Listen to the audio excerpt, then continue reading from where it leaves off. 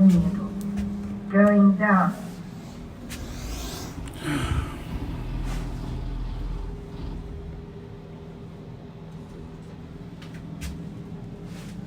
So, my hair is Main entrance. washed first, so I feel a bit fresher.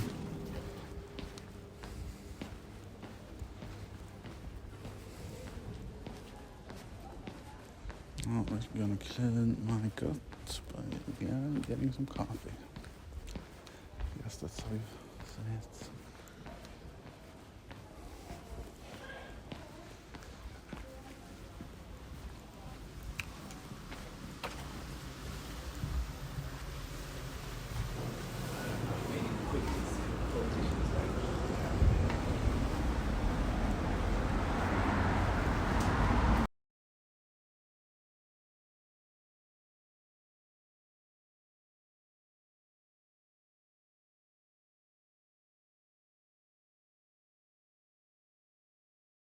Probably start using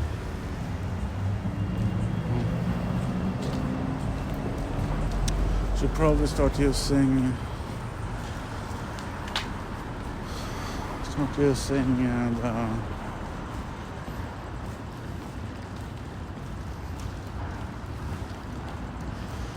the Twitch app instead, probably.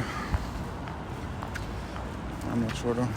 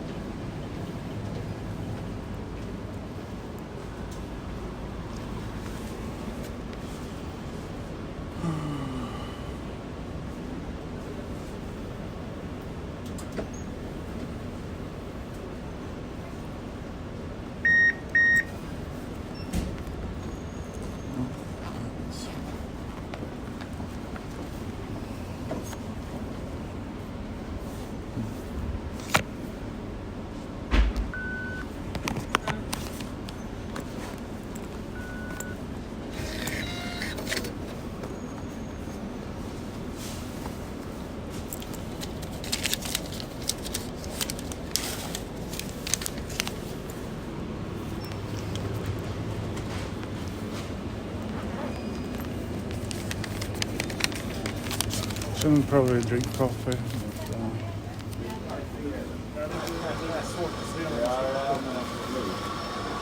oh, goddamn. They have the cookies now.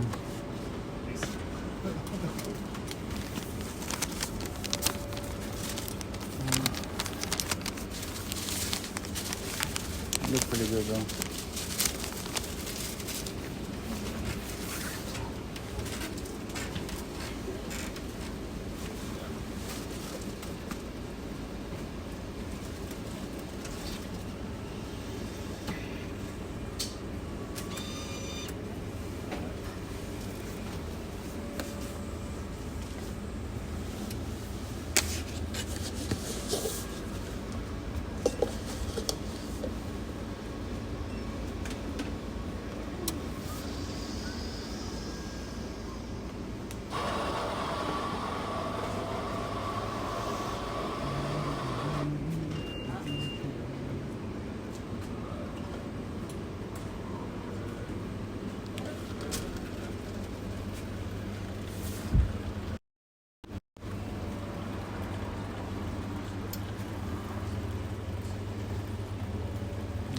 Good.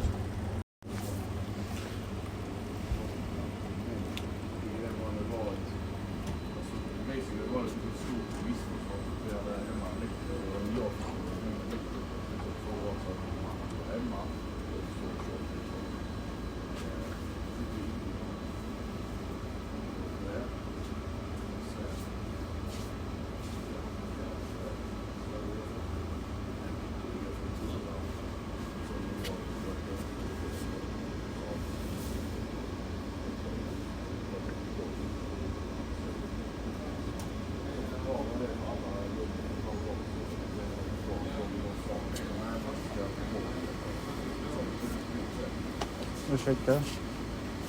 Yes. Jag tryckte på 2:an där för att få en stor, men den blev bara halv. Vilken behöver jag för att få en full stor? Ja, det var ju konstigt. Så lite ska det inte bli. Men bara... Om jag tar en till stor så blir det för full. Det är nu då. Du ska bara trycka på krysset så slutar den.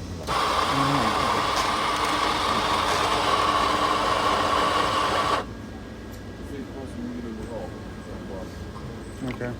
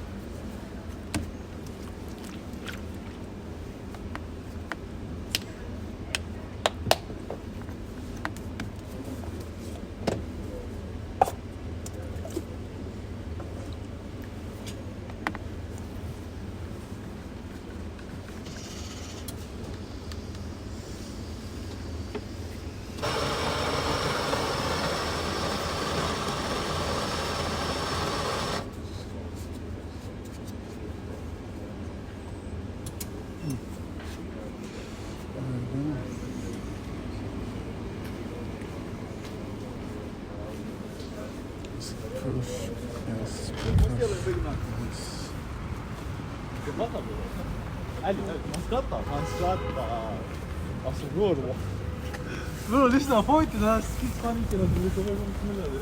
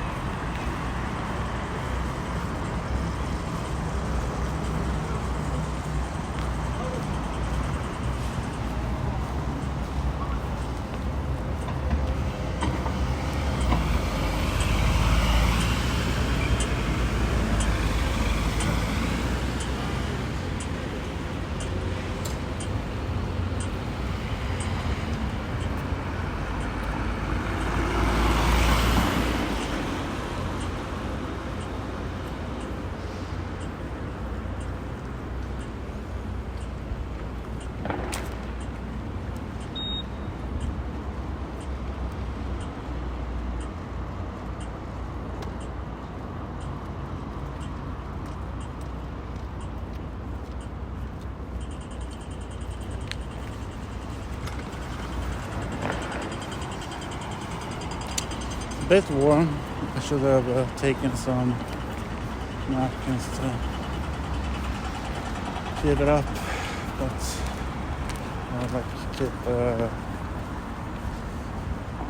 keep it not hot. I have some strange gloves, and I was fascinated by them.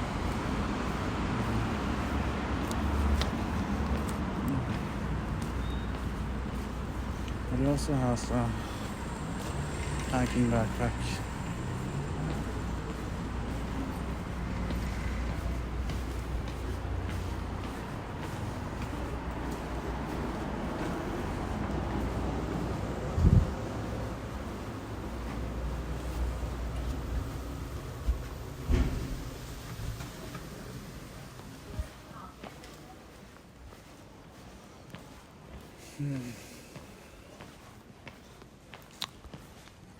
This one.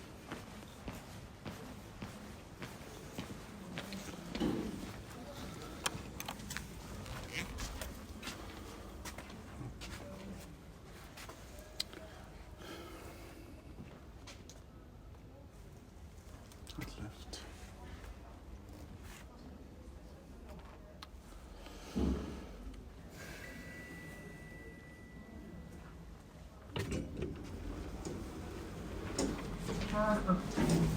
Going up.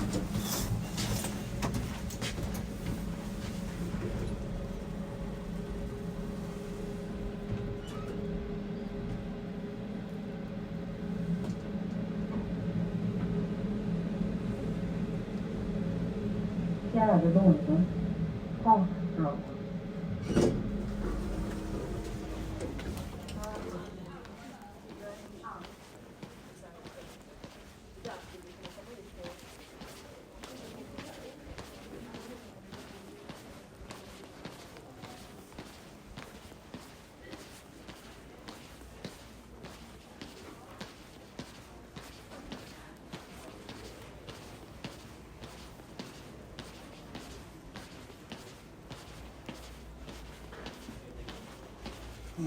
Let's see if I can fix this. With one hand, probably not.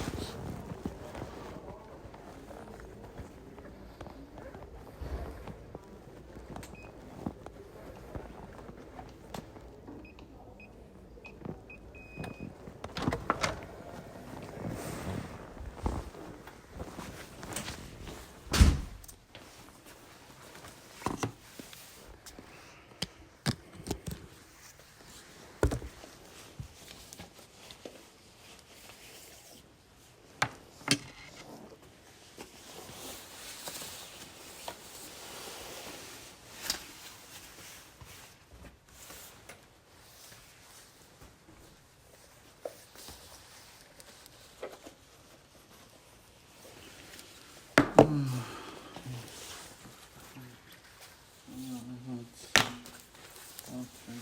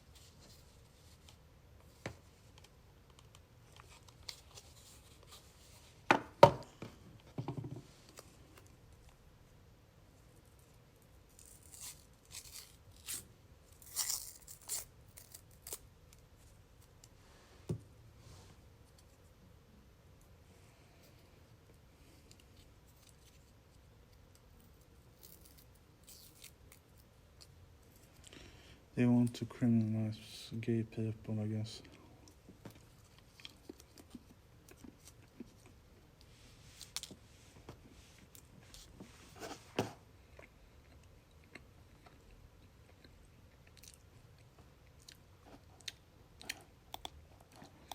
I was thinking about Invisible. I saw an episode of Invisible, and at the beginning of the episode, there was some gay couple that was superheroes or like supervillains. Well, they were not regular people, but they were homeless and couldn't get any jobs. They had jobs, they lost jobs, and they didn't have any options except crime. So.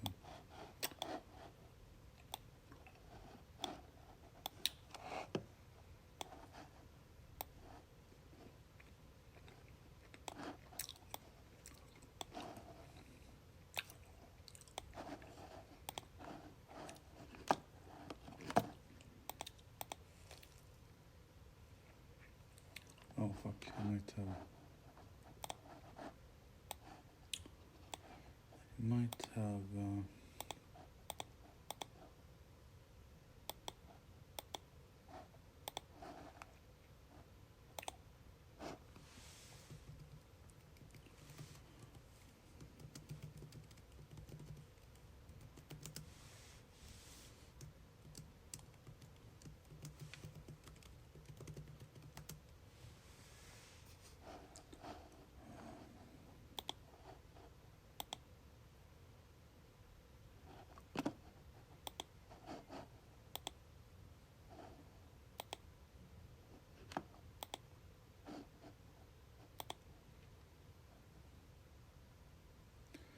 10 o'clock.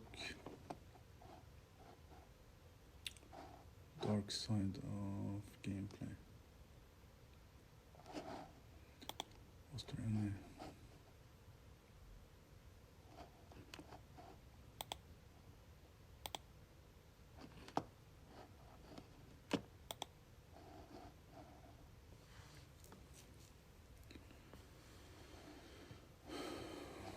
Did he say anything about it?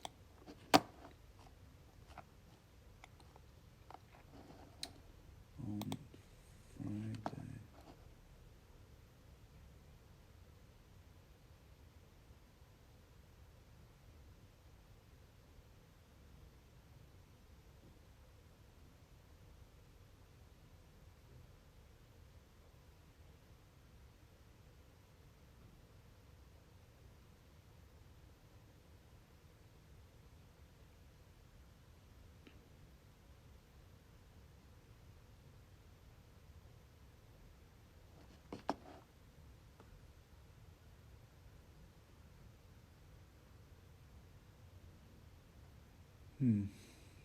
Well.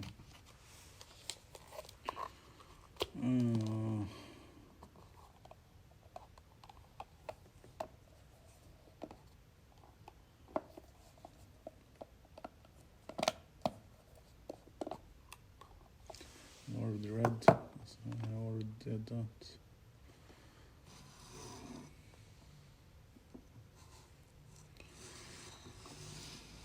I'm supposed to read this book. I've already read it, kinda.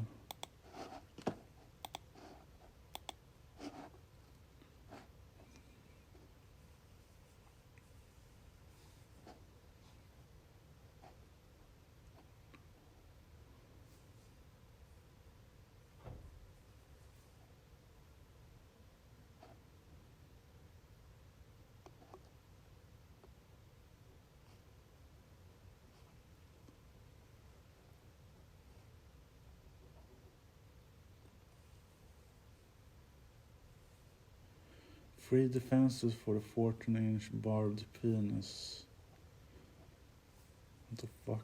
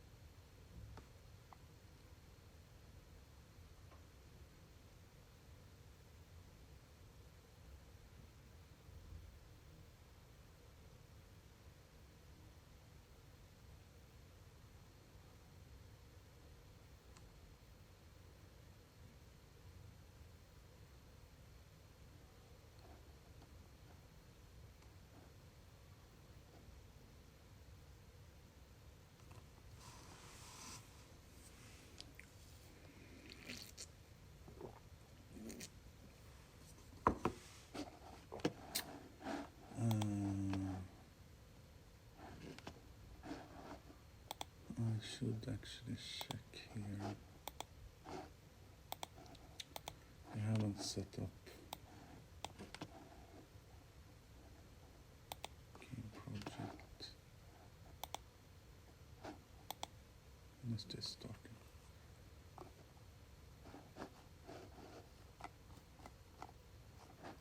Not that one.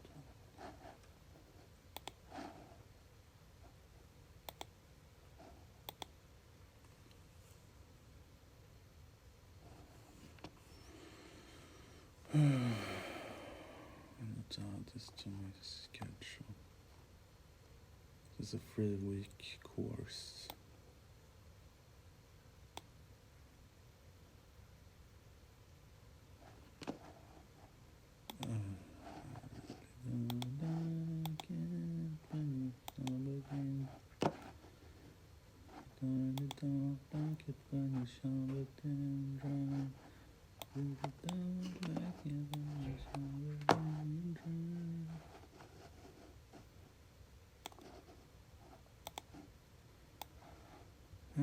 Here, I mean, this is something I don't like. They have a calendar, but they can't really, they haven't, they don't have it in, they just have written it down. They haven't made an iCal file or anything like that, so you need to manually implement it into your calendar.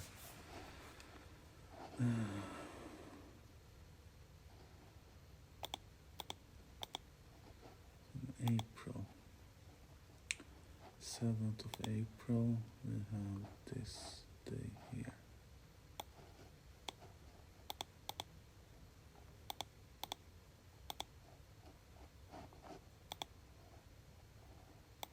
Calendar.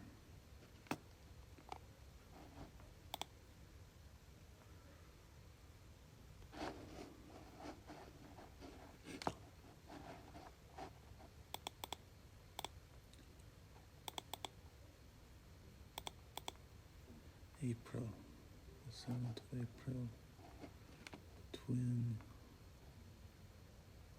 7, 9, 9 and 4. 4 p.m.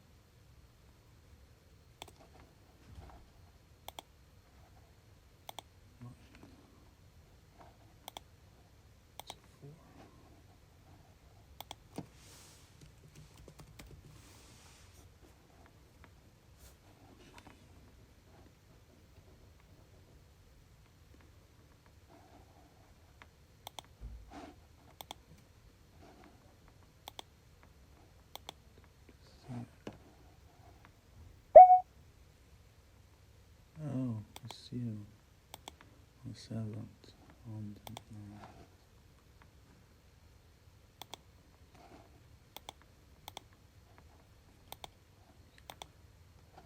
And on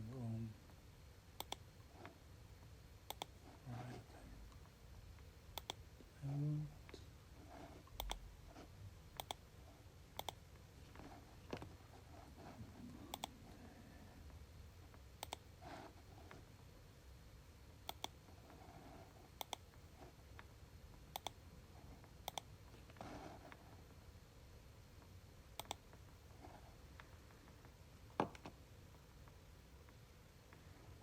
Tuesday,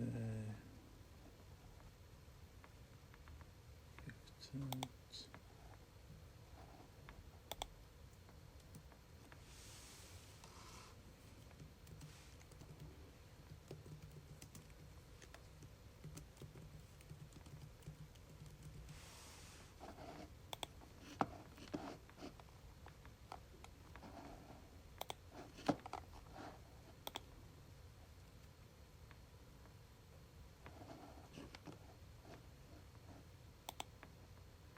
Then we have actually red days here. Duplicate on Thursday. So, duplicate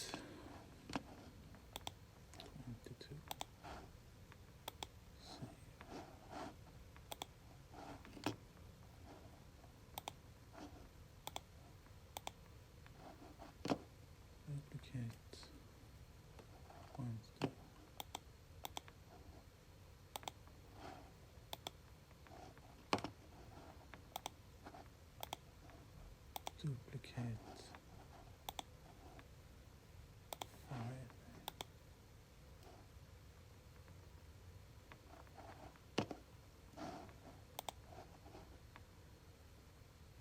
Then we're good.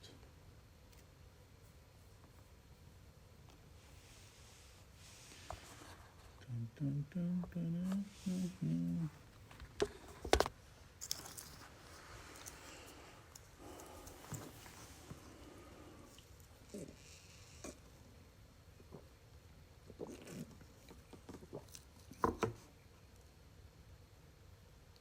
Where am I supposed to?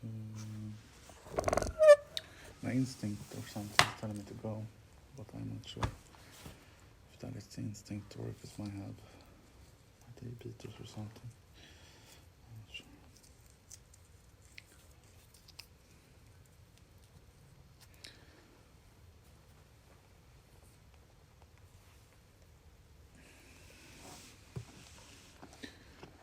Then we go to day, and we go tomorrow, and duplicate this. It's not 6 p.m. It's duplicate it first to the environment.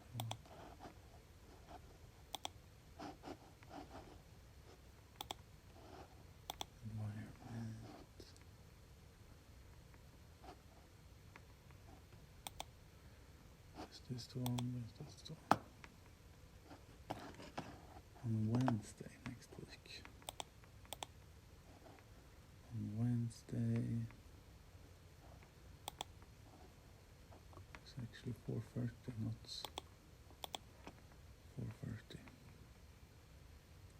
9, not 4:30. Okay. Same.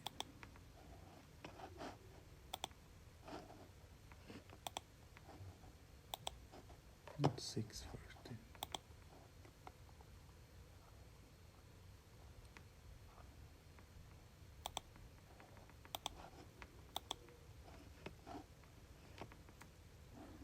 There we go. And have it on Thursday, the day afterwards.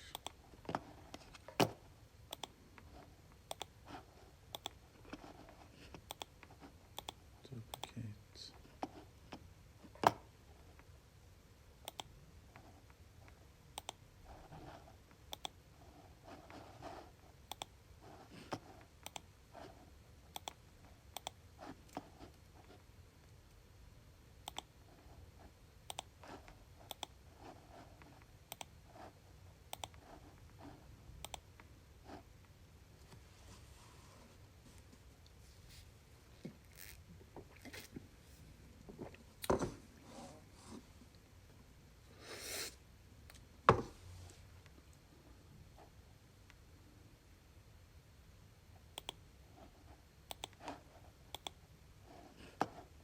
It's a free day. Then we have duplicate. Have it on the 1st of April.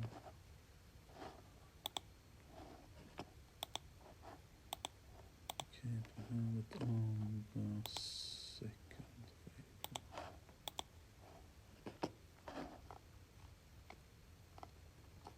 That's it, basically. So 3 weeks of that. And we're good. Now I have been a good boy and done all that hard work.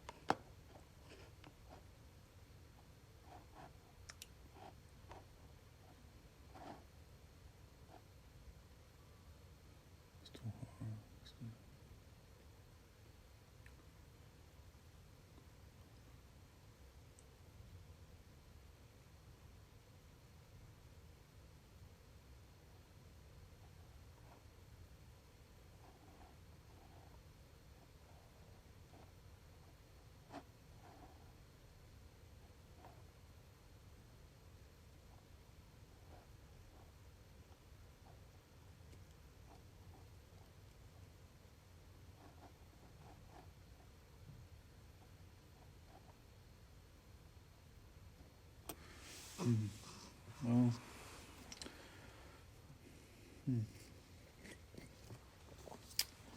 I have. I think I kind of want to do the assignment at least, the written assignment, and do the seminars afterwards.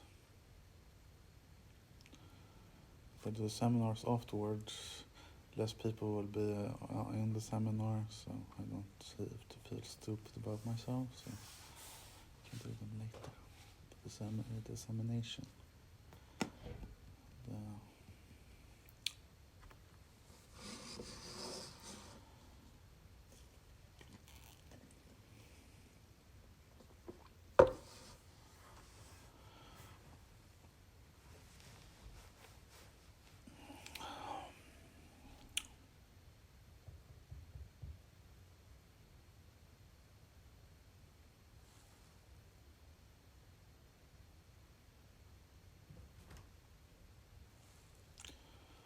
Sounded like someone was knocking, but it wasn't my door that they were knocking on.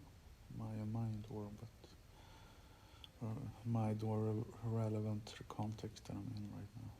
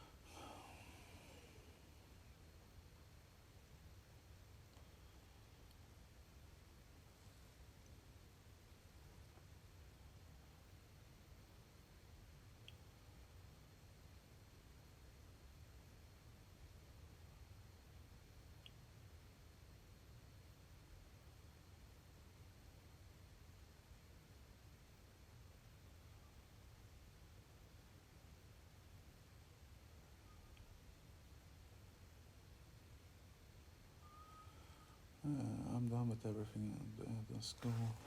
I don't really need anything left. Yeah, I think that's a good plan. I don't really want to go to that thing. I'm not prepared enough. I feel like I would go, so I was needed to have like I thought it was like I should like sit down and talk about the book, but it wasn't that kind of seminar. This seminar we were supposed to prepare a collection of things for take with us to the seminar about a chapter. I could probably do it in the time that I have, but there wasn't really many people there that I liked or wanted to impress.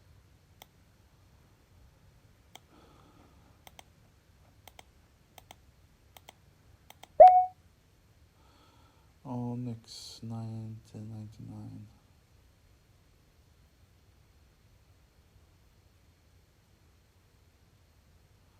Hello. Yo, my brother. How you doing today? Trying to talk some Jamaican to you.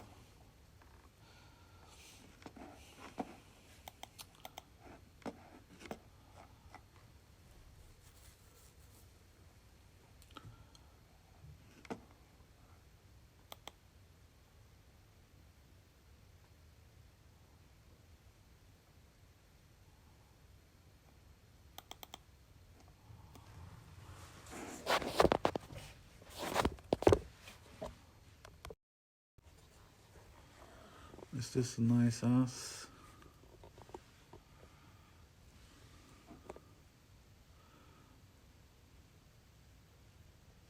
Is that a nice grabbable ass? Please let me know. I'm trying to make better asses. It's my goal in life to make good assets. Good assets.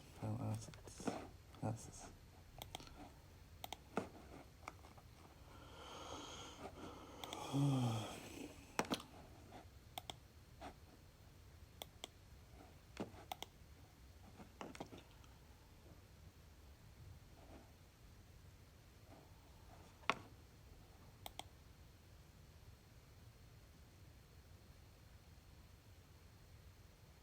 Please work.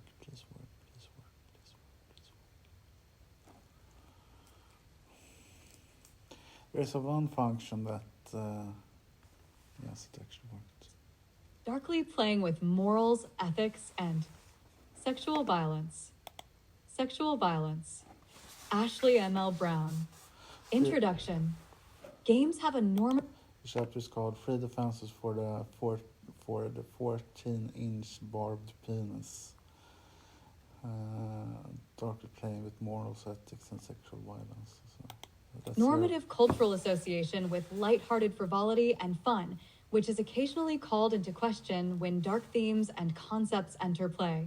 The introduction to White Wolf's adult-only role-playing guide Freak Legion, A Guide to the Fomori, Bridges 1995, is one such example. The book opens with a reader advisory. The first line of the first paragraph states, "It is only fair to warn you that this book is gross." Bridges 1995, 13. Having warned players, the book carries on to augetically outline rules for including not just violent, but sexually violent character abilities, traits, and themes to be used in tabletop role-playing. This is loosely justified by the fact the titular Fomori are half monster, half science experiment creatures who, in the background lore of the game, are considered to be abominations of nature. Although Freak Legion is a player guide about Fomori, it runs on the same system as Otherworld of Darkness. Games. Freak Legion includes the ability Savage Genitalia, which augments a Fomori character, regardless of gender, with genitals with some menacing feature. Male variations include excessive length, 14 inches plus, or hardness, thorns, sandpaper texture, or curved barbs, Bridges 1995, curved 37. barbs in the penis. This particular ability and its description represent a dark intersection of play, sexuality, and violence that is rarely crossed in games. In this chapter, one focus on the Savage Genitalia ability. In particular, I ask whether or not the employment of sexually dark themes, as exemplified through the 14-inch barbed penis, can be defended as playful, and what the inclusion of such abilities and themes can tell us about the ethics of dark sexual play. In focusing on this ability, questions are raised about how normative ethics regarding sexuality function within and outside game worlds, and how players might justify these acts within their own sense of morality. To answer these questions, and to defend the 14-inch barbed penis is playful, I have utilized focus group data and conducted an analysis of game text in order to show how dark sexual themes can enter playful environments and how players morally justify the inclusion of such themes. The study I report here aims to contribute to the understanding of how troubling concepts can be played with. 120 Ashley M.L. Brown. Although this anthology mainly focuses on dark themes present in digital games, this chapter focuses on a particular example of dark play that stems from a tabletop game. The main reason for doing so is twofold. First, role-playing with or without the use of computer hardware follows a similar form and style. The act of role-playing an avatar through text on a screen, mechanically speaking, differs only slightly from verbally role-playing a character that exists only on a sheet of paper. Several studies have examined role-playing within MMORPGs and noted the similarities between rule systems and styles of play between digital and non-digital platforms. Copier 2007, Linderoth 2012, McCallum Stewart and Parsler 2008. Second, sexual content, as written into a game story and functional mechanics, is arguably more prevalent in tabletop formats. Although there are notable digital examples of sexual themes involved in gameplay, such as the soft panning shots of characters having sex in Mass Effect 3, BioWare 2012, or the body dialogue and romance of the Dragon Age series, BioWare 2009, 2011, These examples are both controversial and restricted in content and depth. Because digital games must adhere to regulatory boards that deem their age appropriateness for concerned parents, there are heavy penalties for showing explicit sexuality in digital games that do not seem to hinder their tabletop counterparts. The Pan-European Game Information, PEGI, rating system in Europe and the Entertainment Software Review Board, ESRB, in North America are likely to place age restrictions on the sale of games with explicit sexual content. Consumers make purchasing choices based on these restrict tie-ins, Bushman and Cantor 2003, and the inclusion of sexuality has been found to warrant higher age restrictions, Hanninger and Thompson 2004. Higher age restrictions on games are often seen as a marketability penalty and thus projected profitability if a game becomes restricted since certain demographics are prohibited. The unintended result of such ratings is either an absence of sexual content, even as violence is graphically depicted, or an immature treatment of sexuality. Gallagher, 2012. Tabletop games and their rulebooks are not subjected to such heavy restrictions and thus are able to more freely include explicit sexual content. This does not, however, mean tabletop games have been exempt from moral panic. The fears that Dungeons and Dragons, Gygax and Arneson 1974, might confuse or harm youngsters has been well documented in previous research, Martin and Fine 1991, Montola 2012. However, in terms of sexual content, the paradox between restricting access to explicit visuals while not censoring text is not limited to games.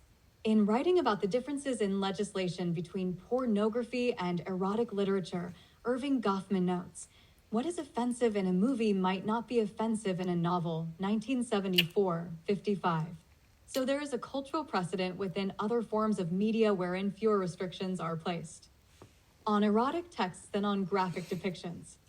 The main argument I put forth in this chapter is that dark, sexual themes can ethically enter role-playing games through rules, and in doing so, can.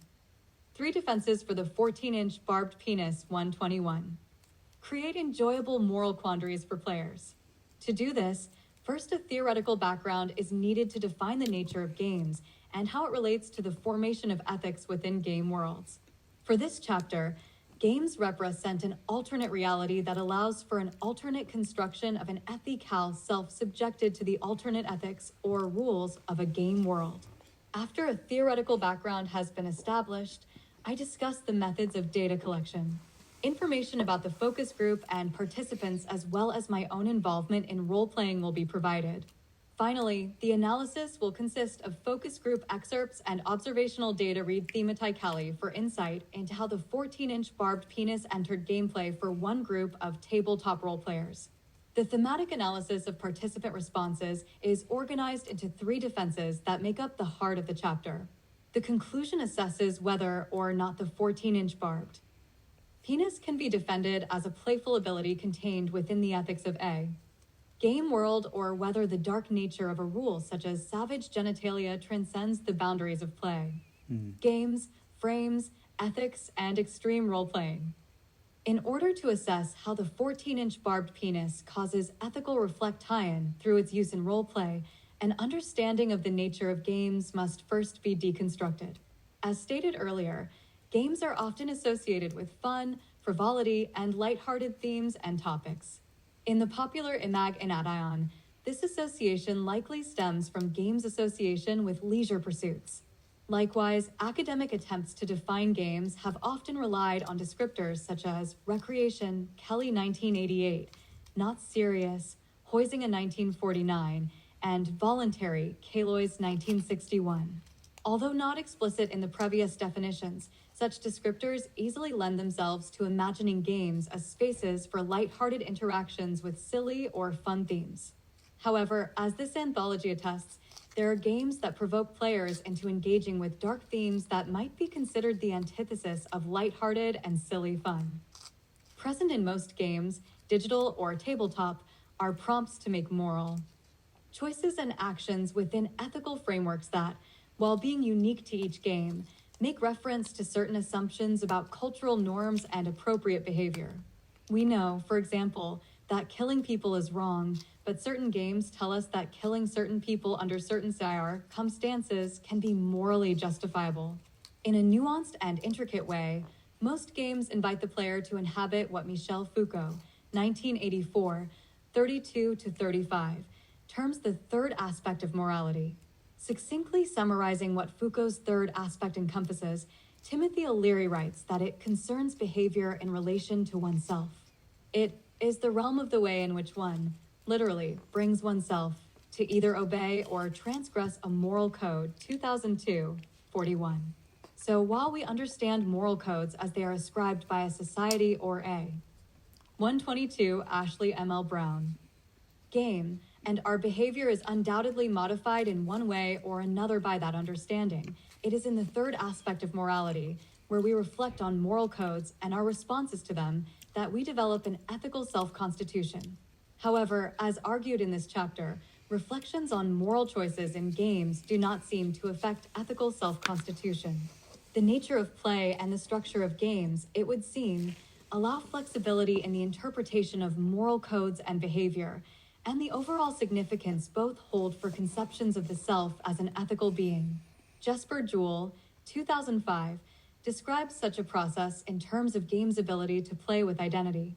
He writes, "A game is a play with identities, where the player at one moment performs an action considered morally sound, and the next moment tries something he or she considers indefensible." 2005, 193. But whether or not these actions are truly without defense is questionable. The fact a player may choose to act reprehensibly during play in an imaginary world provides a degree of leeway for moral judgments. Some theorists, such as Mark Poster, 1995, have argued the internet and virtual worlds have created multiple really ties that have contributed to multiple identities. In order to reach a deeper understanding of how role players can oscillate between making morally sound and indefensible decisions, and what this means to their ethical self-constitution, a more nuanced understanding is needed of how identity functions in games. To do this, Irving Goffman's 1974 frame analysis will be used to explain the experience of playing within multiple realities. The primary social framework, as defined by Goffman, represents the socio-cultural frame of reference people rely on to interpret and synthesize their everyday experiences. In his definition of the primary framework, Goffman writes, "The primary frameworks of a particular social group constitute a central element of its culture, especially insofar as understandings emerge concerning principal classes of schemata, the relations of these classes to one another, and the sum total of forces and agents that these interpretive designs acknowledge to be loose in the world. One must try to form an image of a group's framework of frameworks, its belief system, its cosmology." Goffman, 1974, 27. The primary social framework, as it is used here, accounts for a system of normative ethics possessed by players before they enter game worlds. As Miguel Sicart, 2009, notes in his work on ethics and computer games, the player subject is not an isolated moral agent, but an agent in constant dialogue, evaluation, and interpretation within the experience of the game situated in a world and in a culture, 2009, 73. The primary social framework accounts for players' normative ideas of morality as they enter game worlds and provides a frame of reference. Without the primary social frame. 3 defenses for the 14-inch barbed penis, 123. To dictate acceptable behavior, dark play would not necessarily be defined as dark. As much research has observed, C.F. Chapman and Lindroth, this volume, people act differently and make ethical choices they might not otherwise choose while at play. Juhl points out, games are playgrounds where players can experiment with doing things they would or would not normally do, 2005, 193. One way to read players' break from normal or routine behavior when at play is through a process Goffman termed keying. According to Goffman, keying refers to the set of conventions by which a given activity, one already meaningful in terms of some primary framework, is transformed into something patterned on this activity, but seen by the participants to be something quite else. 1974, 43. All right, that's a new thing here. Quite interesting. Keying. According to government, keying refers to a set of conventions by which a given activity, one already meaningful in terms of some primary framework, is transformed into something patterned on this activity but seen by the participant to be something quite else. That's quite a mouthload of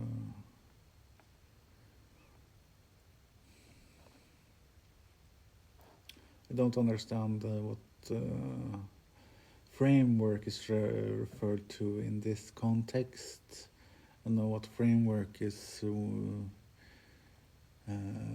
web development. We have frameworks, so I haven't heard framework in another really. I guess I have heard it in other places as well.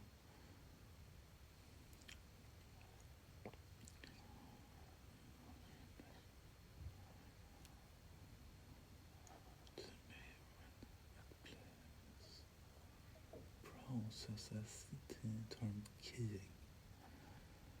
Right, so when I mean a normal routine and behavior, like I'm right now, when I'm sitting here, and when I'm playful, I use keying, so participants know that I am playful.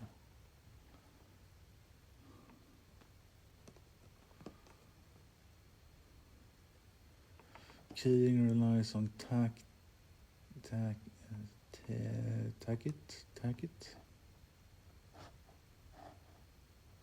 understanding between player and observer.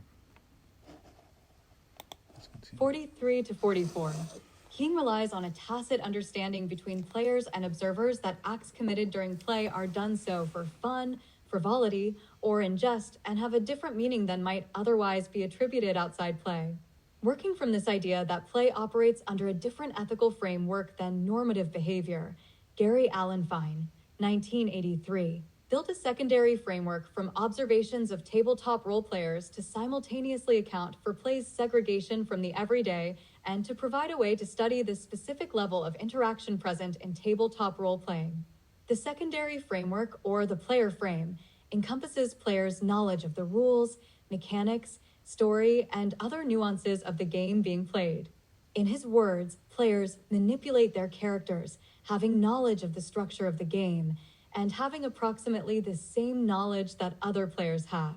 Players do not operate in light of their primary frame.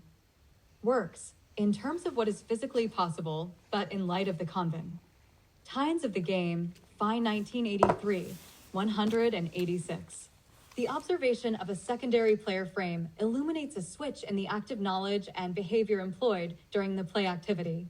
Rather than being limited by what is possible in the real world or primary framework, players choose their actions based on specific knowledge relevant to the game and their understanding of it. It is through the player frame that themes understood as indefensible, such as sexual violence, can emerge under a different ethical framework within a game world. Additionally, this shift in frames of experience represents a change in the subjectivization of an individual to the ethics inherent in such experiences. This shift in frames can be understood as a shift in ontology. Sickart, 2009, writes, a game... What is an ontology? I have no idea what ontology is. Ontology is the philosophical study of a being. It's traditionally understood as the subdiscipline of metaphysics, focus on the most general features of reality. It's one of the most fundamental concepts. Wow.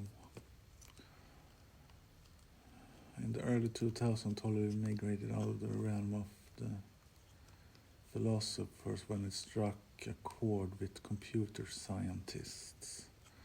I see. In simple terms, ontology seeks to classify and explain, classification and explanation of entities.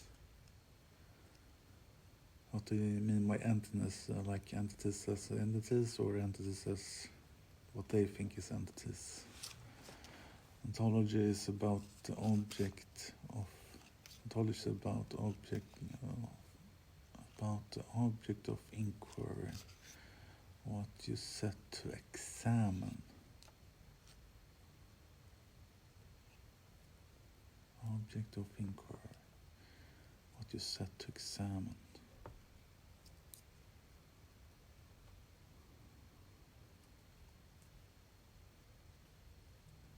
Okay, so ontology seeks to classification and explanation of entities. So if you have a game, for example, we try to study it and classify it and explain it, what it is. That's ontology. All right. Now we have that understanding. Game operates as an event that creates a subject that needs to be faithful to the event's constitution to come into being. The constitution of the game as event is its ontology, the rules of the game, and its game world, 2009, 71. Rules take on a particular importance when discussing the ethics of games. Whatever individual players may think of savage genitalia, it exists as a rule in a game. Its existence as a rule not only details its existence within the game world, but also provides justification for players wishing to employ it in their roleplay. While the concept of 124 Ashley M.L. Brown. Excessively long or barbed genitals may be distasteful in the primary social framework. Its inclusion in the game's text gives it diegetic viability in the game world. Indeed, this inclusion provides players with both impetus and sanction to play with such a concept. When read in this way, playing with such abilities, even if they lend themselves... Because it wouldn't in the primary, or like in the real world, or the primary social framework, 14-inch barbed genital wouldn't be socially accepted, but because it is in a game, it's allowed. Themselves basically. to sexual violence can be seen as a faithful use of concepts within the diegetic framework. Even within the player framework, ethical questions trouble playing with dark concepts. Players can find the existence of rules that allow for savage genitalia or the act of playing with sexual violence questionable or inappropriate. Previous research has looked at extreme role-playing, which consciously invokes troubling concepts that push the boundaries of taste to elicit emotional responses. In his research into live-action role-play, LARP, titled Gang Rape, Marcus Montola, 2010, discusses the positive negative experience of playing with difficult concepts. In LARP, players take turns playing the role of victim and rapist and, without physical contact, verbally describe their actions and reactions. Montola notes the players he studied did not participate in this LARP for fun, but rather to push themselves to their emotional limits, 2010. The participants' reaction to the LARP is described as a positive negative experience in that it was stressful, emotionally challenging, but ultimately viewed as a worthwhile experience. Gang rape provides an extreme example of how sexual violence can be used as a theme for role-playing. However, ethical questions and reflections on such a game are limited, as part of the game's rules requires players to treat the topic matter as serious and arguably within the sensibilities of their primary social frame, Montola 2010. Within the player framework, no opportunities for frivolity or jest are made in gang rape. The game's intended function was to make a political demonstration about the difficulties in convicting gang rapists under Swedish law, Montola 2010. And so it might be argued that players' experiences of LARP are encouraged to remain grounded in the reality of sexual violence within their primary social framework. In contrast, the tone of Freak Legion invites players to develop their own tone for including sexual violence in gameplay. As the opening line warns, the book is gross, and it alludes to the fact that players will find many of the concepts found within the book distasteful. The following SEC tie-ins detail a study with a focus group of 3 players. The study examined how distasteful and troubling concepts were employed in play and the role rules had in directing how these concepts were employed within the player frame. The players and methodology. The data for this chapter comes from 9 months of participant observation and a focus group with 3 tabletop role players that was part of a larger study on erotic role play. Joe, Scott, and Dan are all in their mid-20s. 3 defenses for the 14-inch barbed penis 125, and live in the northwest of England. They had played tabletop games together for several years before I joined their group as a player and then later as a researcher. During the fieldwork, participants met most Sundays for upwards of 6 hours at a time to roleplay. Although they used several role-playing systems and settings during observation, they favored World of Darkness. Vampire, the Masquerade, and Werewolf. The Apocalypse were favored settings, although rule books from other World of Darkness games, such as Freak Legion, were often utilized during roleplay. Whilst the 14-inch barbed penis was used in one of the role-playing sessions observed for research, during the focus group references were made to past examples of the ability's use, which the author was not present for. Data coming from both the observations and focus group are included in this chapter. Before fieldwork began, an open-ended focus group guide was developed that asked about participants' use of sexual or erotic content in roleplay. The focus group was conducted in the middle of fieldwork. This allowed time to experience the games firsthand and to ask follow-up questions and compare focus group responses to observations. During fieldwork, rule books used by participants were borrowed and carefully read. After the focus group, the specific rules mentioned by participants were revisited and notes were made about their practical employment in game. Before analysis was conducted, the data was anonymized through the use of pseudonyms. Additionally, any identifying details, such as character names, have been anonymized. Through the combination of participant responses, observations, and textual support, insight is provided for how savage genitalia entered roleplay as well as how its employment in play might be read as theoretically defensible. The 3 defenses for the 14-inch barbed penis and other dark sexual themes and abilities come from analyzing participant responses in 3 key ways. First, participant reflections on the role of rules and Carrick. Ter creation in shaping the diegetic acceptability of dark themes in roleplay are analyzed through the idea that players connect to the rules of a game world, Sickhart 2009, and this is a form of ethical subjectivization. Next, I discuss the ways in which rules are used by participants to include dark themes in both silly and serious ways.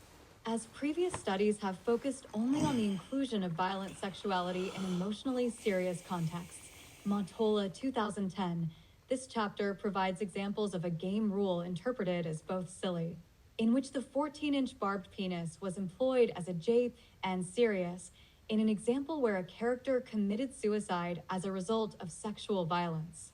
Here, King, Goffman 1974, is used to account for the difference in tone between the 2 examples, as well as provide insight into the social processes behind involving dark and violent sexual themes in games.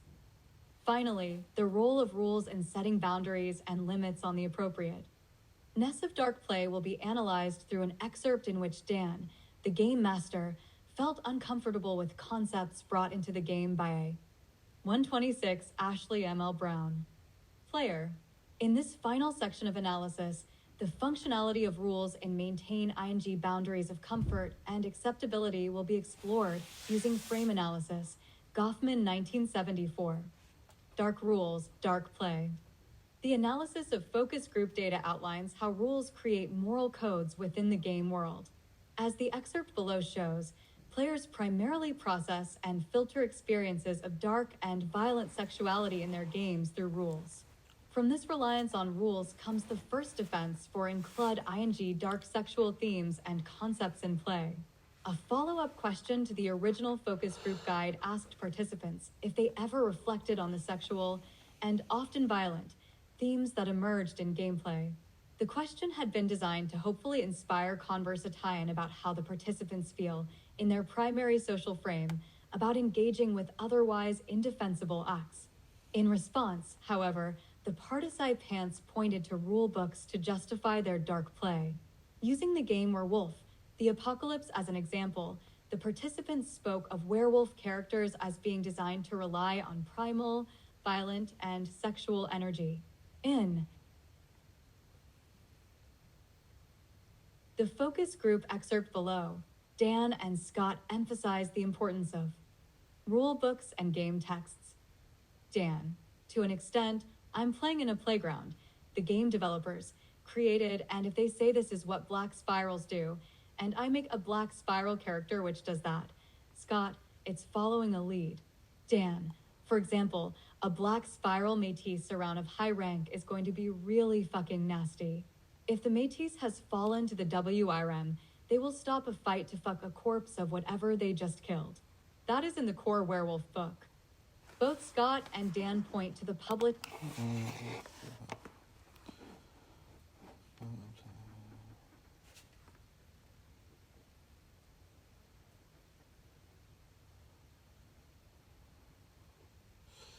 They say this is what black spirals do when I make a black spiral character, which does that.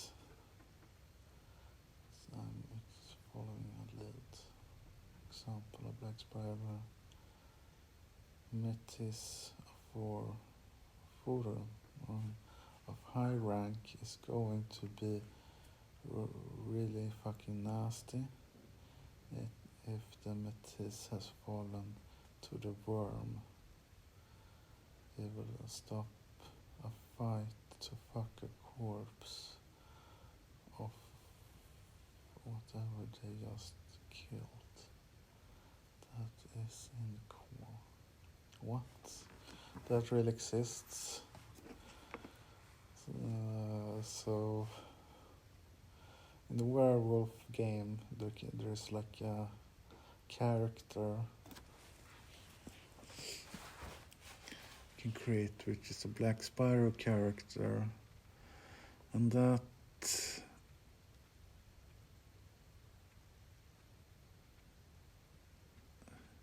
if it has fallen to the worm, they will stop a fight to fuck a corpse whenever they just killed. That is in core werewolf book. Wow, that's interesting. Published text says justification for their char actors' design and behavior, and indeed the justification is there.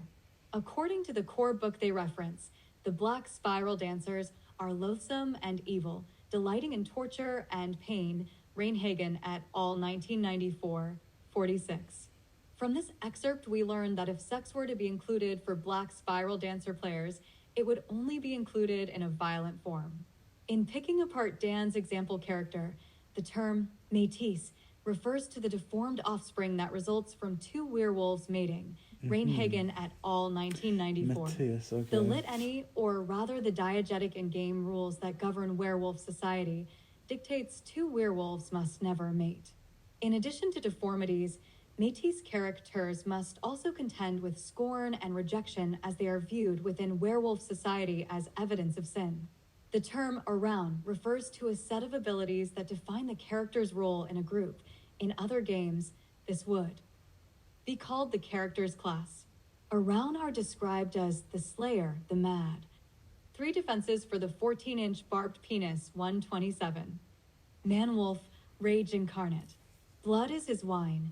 War is his pleasure, Reinhagen et al. 1994, 91. In the core text, it is stressed that the type of werewolf Dan describes would be characterized by the game's authors as aggressive, fond of violence and pain, deformed, shunned, and entirely capable of committing indefensible acts. These acts, however indefensible in the primary social frame, are defended within the player frame through their presence in the game's rules. To create a black spiral métis around is to play with the dark concepts such a character is designed to embody. The ways in which the participants recalled these rules and used them to justify their in-game behavior can be viewed through Sickhart's interpretation of subjectivization as it is experienced in games. Subjectivization is a process that creates a subject connected to the rules of the game, Sickhart 2005, 63, just as people envision themselves as subjects under the moral codes present in the cultures and societies in which they live, so too do play. Heirs subject themselves to the rules of the games they play. In the focus group excerpt, both Dan and Scott can be seen as abstracting themselves from moral responsibility by claiming their decision to include extreme or distasteful sexual acts was designed into the game. Rather than simply viewing their response as dodging responsibility, however, the process of role-playing is much more nuanced.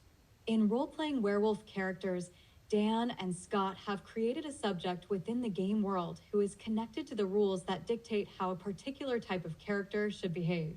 Even if these rules are in conflict with a participant's sense of morality within their primary social frame, the acts are possible within the game world through a different ethical framework provided by rules that dictate how a particular breed of werewolf is to behave. The participants' familiarity and easy reliance on these rules are indica. Type of rules' importance in shaping the game's content. But by playing a character who will stop a fight to fuck a corpse, players are doing more than following a set of rules. They are opening their game to a type of dark play that places into question their ethical self-constitution and even embraces evil. Dan comments that the game's rules and text create a playground for playing with such evil concepts, which reflects an acknowledged separation from the moral code of the primary social framework and an invested subjectivization in the game world. However, this separation, as well as the emphasis on rules as guiding behavior, is not exempt from critique by participants. Just as Dan was justifying some of his characters' choices through their description in core books, Joe questioned his use of one ability in particular. In the focus group excerpt below, Joe brings up the example of the particularly gruesome and memorable 14-inch barbed penis, which gives this chapter its title. Dan looks at Scott. I'm just playing according to the book. Joe looks incredulous and laughs. The 14-inch barbed penis, Dan, is a power from Freak Legion. Scott looks at the interviewer and nods, laughing. It is, actually. 128 Ashley M.L. Brown. After Dan reasserts he is playing with the text the publishers have given him, Joe interrupts and questions Dan with an example from Dan's role-playing past. The 14-inch barbed penis was a favorite ability of one of Dan's characters. As game master and storyteller, Dan used a black spiral werewolf character with the savage genitalia ability to serve as the lead adversary in several World of Darkness roleplay campaigns. In one of the campaigns observed during fieldwork, the character and its ability were treated humorously. During the first encounter in which the character with savage genitalia was introduced, he engaged in combat with the group of vampire player characters. Within the World of Darkness, vampires are physically weaker than werewolves. Dan had intended for the player characters to flee the combat situation, being clearly outnumbered and overpowered, but they did not. It became clear to the players that none of their characters would survive the encounter, which led them to adopt a defeatist, gallows humor. Players keyed into the hopelessness of their character's situation, and Unani Mousley decided to die heroically by throwing their characters at the werewolf, trying to bite it and slowly weaken it through loss of blood. At several points during the encounter, Dan reminded players they could make their characters run from the battle and survive, but the players decided it was more fun to end their characters' lives in a slapstick attempt at battle. As each player character fell, the black spiral stopped to, in Dan's words, fuck the corpse with its 14-inch barbed penis. The players responded to this with laughter as they interpreted the black spiral's action and Dan's employment of the savage genitalia ability as an over-the-top reaction to their own attempts at misguided heroism. This rather extreme example provides the second defense for being considered outside the boundaries of normative ethics and available for play. By illustrating the interplay between subjectivization and keying, as Dan mentioned, he views his characters' actions in light of their presence and justification in player guides and rulebooks. Because the savage genitalia ability was included in Freak Legion, it is available to be employed in a game. Dan's Black Spiral non-player character was designed as a subject in the World of Darkness and is thus connected to the rules of the game that make possible such actions. The player's reaction and Dan's decision to employ the ability at that particular moment in the game, however, can be read as keying. As defined by Goffman, keying is a systematic transformation, and participants in the activity are meant to know and to openly acknowledge that a systematic alteration is involved, one that will radically reconstitute what it is for them that is going on 1974-45. In the above example of necrophilia, both the players and the dungeon master had systematically transformed the games. Tone from serious to silly, a process known as upkeying Goffman 1974. Due to out-of-character chatter, the players had decided their characters would likely die from this encounter. They were okay with that, and this. 3 defenses for the 14-inch barbed penis 129. Particular encounter was an important one for the story Dan was attempt ing to tell. The early encounter with the black spiral was never intended to lead to combat, but rather to give players a glimpse at what they would later face. Its purpose was to build the game's plot and give characters an impetus to strengthen themselves to eventually face the werewolf. By gag ing the black spiral in combat, the players knew they would ruin an aspect of Dan's carefully planned game. His reaction, as read through the actions of the black spiral, can be seen as a type of retaliation in kind. As the players ruined an important plot-driven encounter with silly combat antics, he conspicuously ruined their characters with violent and gruesome deaths. The actions of player characters and non-player character were upkeyed by all as playful and silly in a way that would not happen in the primary social frame. In the example above, players expressed very little reflection on their characters' behavior and what it might mean for their ethical self. Constitution. During the focus group, the event was recalled only in passing, and it was justified only by Dan's insistence that the black spiral's behavior was written into the text of the World of Darkness. This can be interpreted through the ways participants keyed it as being silly, which can in some ways be seen as detracting from the gravity of the actions and concepts evoked in the scene. The question then arises, how can sexual violence and necrophilia, 2 concepts with the power to trigger traumatic memories in ways different to outright violence, be enveloped by dark play? As Goffman elaborates on keying, a player evoking dark concepts may fail to induce the others to follow along in the fun, or even to believe that his motives are innocent, but he obliges them to accept his act as something not to be taken at face value. 1974-48. The black spiral's use of a 14-inch barbed penis can be viewed as a response to the player's actions, done in the style of a retaliatory jape as the player characters were already dead. The effects the actions had on the characters and players were somewhat limited due to the ending of the characters' lives and the ways in which the players had already upkeyed the situation as lacking serious meaning. The players seemed to accept Dan's character's actions as part of the jest and did not take the description at face value. In this example, otherwise indefensible behavior is defended through the game master and players upkeying into the scene as silly and over the top. However, the 14-inch barbed penis came up later in the focus group under much different circumstances. The focus group guide asked participants to describe their favorite erotic role-play session in as much detail as they felt comfortable.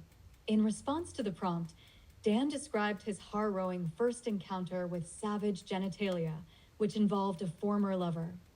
Coming back to sexually abuse Dan's character, as noted in the method ology section, this chapter comes from a larger study on erotic roleplay, Brown 2015. The question as described here is thus faithful as to how it was presented in the focus group. I do not mean to suggest the activities. 130 Ashley M.L. Brown. Described by participants are in any way erotic, but rather that this was how participants chose to interpret the term and question. It is also important to note the event Dan describes occurred before the observation period began. The character possessing savage genitalia in this example was not played by Dan or by any of the focus group participants. This was Dan's first encounter with the ability that made such an impression he later went on to include it as part of the character's abilities mentioned in the first defense. In the excerpt below, Dan elaborates on how it fit into the overall narrative of a roleplay campaign and why it was his favorite. Dan, the other characters, had managed to drag Dan's character's lover off and throw him into Malfeas, which is sort of the waste disposal chute for good werewolves. So he came back as a rank 2 spiral around, with savage genitalia. First thing he did was hunt down Dan's character in his little cave where he would play music, bugger him senseless, and then run off into the night. At which point, Dan's character ended up committing suicide. He was one of my favorite characters. The party was still going. It just seemed this character had reached the point of no return. Yeah, and that was played out all on camera. Interviewer, what? The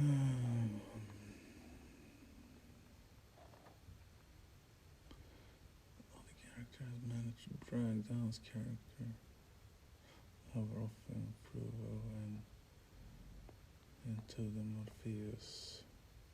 Very sort of ways to poster shoes for good werewolves. Taking back. Yes.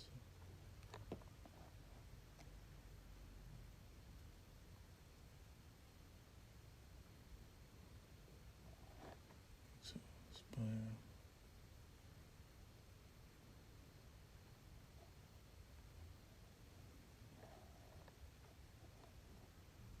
First thing I did was to hunt down Dan's character in his little. Hunt down Dan's character. Cave where he would play music and bugger him senseless. And then run off into the night. At which point Dan carried up committed suicide. It was one of the filmmakers. I was still going. It just this character had reached the point of no return. Yeah, that was played out. Why was it your favorite? Dan, because it was basically the perfect kind of character development. Scott nods sympathetically. It played to a natural end. Dan, it pretty much nailed the world of darkness to a T. You know, it doesn't matter how nice you are. It doesn't matter if you have true love, if you have hope or the rest of it. Chances are you are going to die horribly. The end. I just feel like it was the perfect Kind of sounds like the real world. If you have hope, or the rest of it. If you have true love, or if you have hope, or the rest of it. It basically sounds Simula like tie-in of the game system, really. Pretty much one of my favorite characters ever ended up killing himself before the campaign's end, and I still think it was worthwhile. There are multiple ways to read Dan's retelling of his favorite erotic role-play experience, and its difference from the silly example above. Immediately clear is the difference in tone. Unlike the previous example in which savage genitalia was used as retaliation and was upkied as silliness, the ability is here used in a way that downkeys it to become serious. As Goffman writes, the systematic transformation that a particular king introduces may alter only slightly the activity thus transformed, but it utterly changes what it is a participant would say was going on 1974, 45. So although savage genitalia was employed in both examples, players interpreted it in two distinctly different ways. In this example, players keyed the seriousness and somberness of the effects it had on Dan's character. It may be tempting to read the seriousness of this example as a disjuncture from the framework of the game and 3 defenses for the 14-inch barbed penis 131.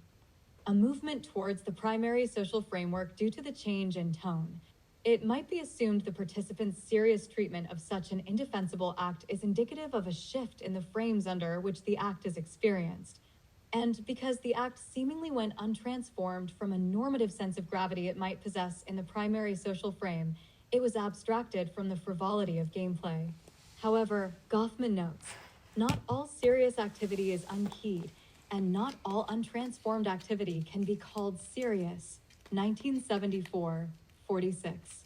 Indeed, the way Dan presents this example as his favorite erotic role-play experience can be read as indicative he was still keyed into the experience as part of a game. Although the outward signs of fun and enjoyment, such as smiling and laughing, were not present in this section of the focus group, Dan still describes his experience as enjoyable. He took pleasure from how well this particular example fit within the gaming system and hinted at the emo. Tonal effect and memories it left him with. Experiences like Dan's have been termed the positive-negative experience of extreme role-playing by Marcus Montola, 2010. As previously mentioned in his research into gang rape, Montola found players often discussed roleplay with extreme and traumatic themes as ultimately enjoyable through their ability to play with otherwise undesirable concepts. In this sense, the negative experience of a character's rape and then suicide is interpreted by Dan as positive, in that it fit well within the gruesome themes of the game system and gave him an unforgettable emotional experience. In analyzing Dan's response in this way, the argument can be made that although serious, Dan still keyed into the roleplay experience in the player frame through his appreciation of how well the scene functioned within the character game's subjectivity. In showing how savage genitalia was keyed in two different ways, the second defense is provided for the 14-inch barbed penis and insight. Is provided into how dark play can enter games without disrupting how players view their own ethical constitutions. Be its treatment silly or serious, players still keyed both the lytic mechanics of how such an act functions within a game world, as well as the thematic tone of the game that devil op-ed during the play experience. This is indicative not only of an awareness of the rules of the game, but also of a shift in players' subjectivization to ethical codes in different frames of experience. The silly treatment of save-age genitalia is particularly interesting because it brings forth questions of taste. Undoubtedly, playing with necrophilia in contexts outside games extends beyond the boundaries of good taste and pushes into the realm of taboo. The absence of discussion in the focus group about the frivolous employment of the ability witness during fieldwork is quite telling. The ways in which players upkeyed the activity as silly limited the emotional impact it might otherwise have contained. In particular, the reliance on them. Rules to justify its inclusion in the silly example was absent from the serious example, which seems to suggest the 14-inch barbed penis was frivolously used as a lighthearted way to play with the rules of the game. 132 Ashley M.L. Brown. Rather than having serious insight into the ethical constitution of the participants, it would be wrong to suggest, however, that all attempts to frivolously include taboo subjects or sexual violence were met by the group with similar enthusiasm. To deepen the understanding of the incorporation of dark themes in play, it is useful to look at an example in which the rules of a game were used to exclude sexual violence from play. In examining this example, the third defense is also provided.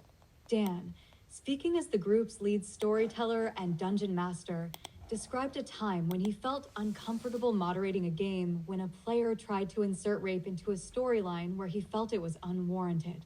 As in the previous example, the event referenced in the focus group did not occur during the observational period of fieldwork. The player who had attempted to insert the rape scene had stopped playing before the fieldwork began and was unavailable to participate in the focus group. Dan, a player did try to drop in what appeared to be a completely gratuitous rape scene for no apparent reason. INT, oh. And did you stop them? Or, Dan makes a slapping motion with his hand, bad player. No biscuit. Joe, whereas if you were playing Forgotten Realms, Pharaoh is it? The goddess of exquisite pain? Dan, Skarasar? Joe, yeah, that would make perfect sense. Dan, yes, but he wasn't. I don't quite know where it came from. Scott, as he said, it was completely uncalled for in the situation. Dan, yeah, if the situation warrants it, which is entirely up to the capricious whims of me, the DM, Dungeon Master, then I'll allow it. It's not that I even have any particular problem with it, it's just it needs to have a point and a purpose.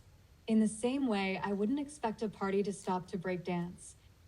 As Dan reflects on the situation and his response to it, he points out that for dark themes to enter play, there must be a context or justification. The justification Dan gives for disciplining the player who had tried to drop in a rape scene is based on a perceived inconsistency within the story and theme rather than any personal, moral objection. The third defense refers back to the first. Dark sexual themes may only be included in play so long as they are consistent with the rules or lore of the game. In this example, Dan stopped a player from including a violent sexual theme in play because he felt it was inconsistent with the subjective connection between player characters and the rules of the game. There was no diegetic justification for the player to suggest role-playing such a scene, but, as Joe offers, under different circumstances and in a different game there may have been, and then the player character's behavior would be considered acceptable. 3 defenses for the 14-inch barbed penis 133. Later in the focus group, Dan described how the player's insistence on including the scene made him uncomfortable because he felt the player was seeking to use the scene to fulfill an out-of-character sexual desire. Here, a crucial split in values is made between intense roleplay for the sake of roleplay versus for the sake of sexual gratification. Goffman notes that discomfort can arise from play due to the limits of frames. He writes, STO rise can call for persons to eat, make love, and be tortured, but as part of an inclusive human drama, not as an isolated display or a matter of interest to examine closely in its own right. 1974, 56. Through Goffman, the participants' reactions to the player who wished to include a gratuitous rape scene might be analyzed in terms of the limits of frames. Because Dan felt the player's insistence of the scene was at odds with the overall story, he disciplined the player. Without coherence to the narrative developed by Dan, Joe, and Scott, the suggested scene could be viewed as an isolated display or as a matter of interest to examine closely in its own right. Ultimately, the lack of diegetic justification and the break of a subjective coherence between the characters, rules, and themes led Dan to disallow the player to include what he deemed a gratuitous rape scene. Unlike previous examples, where players readily up-keyed or down-keyed the ways dark themes entered play as either serious or silly, this player was unsuccessful in convincing the group to take their suggestion at anything other than face value. This failure to be consistent with the game's rules and the campaign's narrative resulted in an inability for other players to reframe how the rape could be employed within the moral codes of the game world, which left it indefensible. Whereas the other 2 defenses mentioned in this chapter focused on the use of rules to include dark sexual acts in games, this example focuses on the ability of rules to exclude such acts.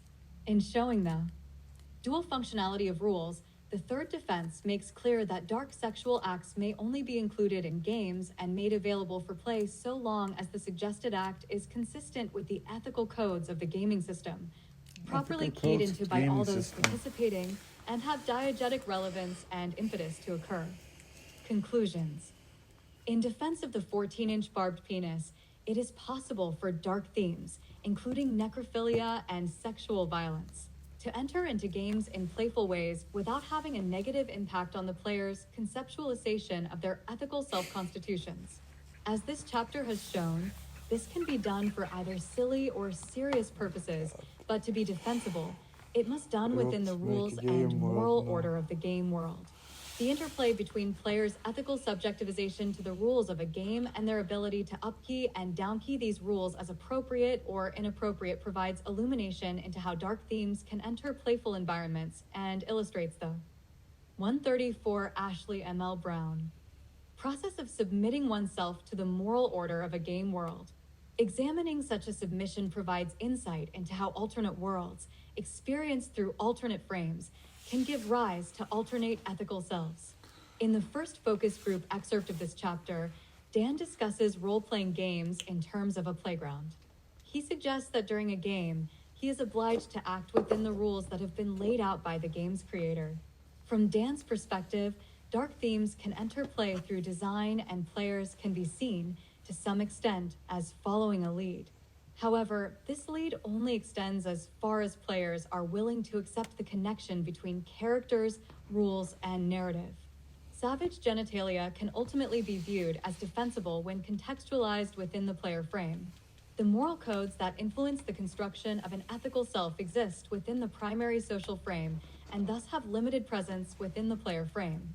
When entering a game, players subject themselves to a different ethical framework, and thus conceivably construct alternate ethical selves that align with the moral codes present in game worlds. If rules can be thought of as moral codes, then the 14-inch barbed penis is defensible by right of its exist tense as a rule. Additionally, in both examples of its employment, it was not taken at face value. Players were able to upkey its occupation within the narrative of a game, contextualize it within the rules of the game, and ultimately understand it as contributing something, be it positive or positive negative, to the experience of playing a game. This, of course, was not the case in the example of the gratuitous rape scene for which a player was disciplined. For the other players in the group, the suggested scene broke the character and player frame through its lack of diegetic appropriateness and lack of coherency. In the player's insistence, the suggested act downkeyed into indefensibility as it lacked rules to defend its inclusion. The analysis presented in this chapter has looked at how players justify the involvement of dark sexual acts and themes in play. Of course, whenever an attempt is made to defend the indefensible, a call to moral implications emerges. Games, we are told, represent a playground for contesting, playing, and dealing with moral trials and quandaries. As Sicart writes, as players, we reflect critically on what we do in a game world during a game experience, and it is this capacity that can turn the ethical concerns traditionally raised by computer games into interesting, meaningful tools for creative expression, a new means for cultural richness, 2005, 63. In this way, the use of rules to include and exclude dark sexual themes from play provides interesting insight into the moral considerations inherent in doing so. The participants of the study critically reflected on the morality of involving dark themes in games implicitly through their reliance on rules. In using A, games rules to include or exclude dark content for play, the participants draw attention to the distinct difference of the ethical frameworks within games and outside them. That which is indefensible in the primary social framework is only defensible in the player frame so long as there are rules to defend its availability and inclusion in play. On a larger scale, this tells us 3 defenses for the 14-inch barbed penis 135. Something about the functionality of rules, or perhaps moral codes, in fortifying the inclusion or exclusion of dark sexual acts and how in / defensible they might be. References: BioWare, 2009, Dragon Age, Origins, PC, Oh, let's see. Edmonton, Electronic Arts, BioWare.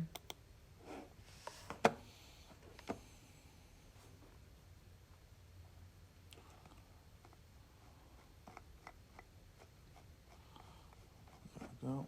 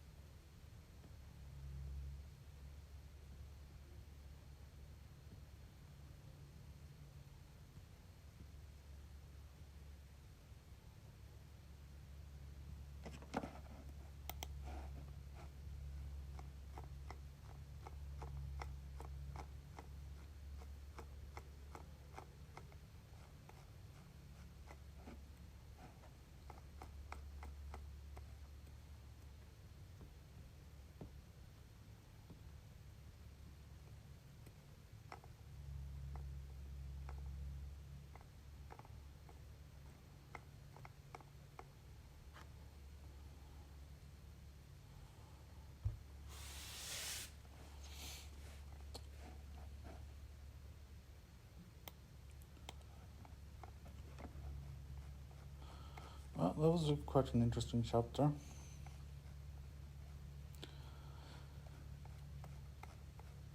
I kinda liked it actually. There were some fun things in it.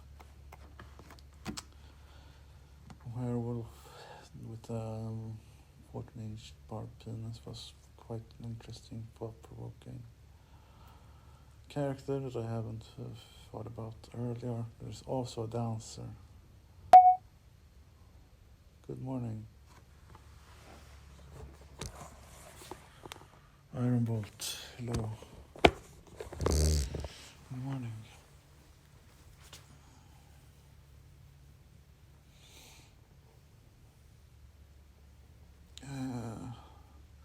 I'm okay right now. I just finished reading a chapter about dark play in games, about sexual acts in games and sexual playfulness, including that in game universes. So I read about someone that has created a werewolf that has a 14-inch barbed penis that stops in the middle of a fight to fuck corpses, basically.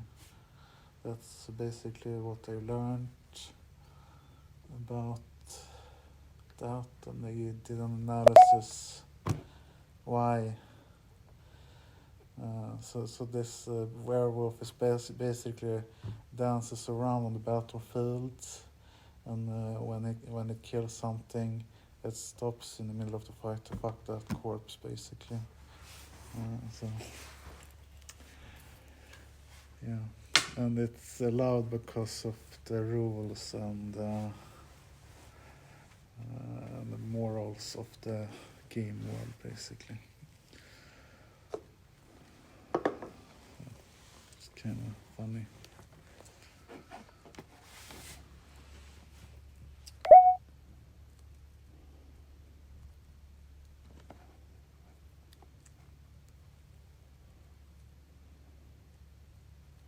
Yeah, I mean, it was part of the course that I am reading now, or studying. I'm not taking the course serious. I'm just reading some course material because I find it interesting and fun to actually learn about game history, which is the course. Which course is called Game History, basically. So yeah. Also, I found out that LARPing, if you know what that is. LARPing is live action role play. Apparently there are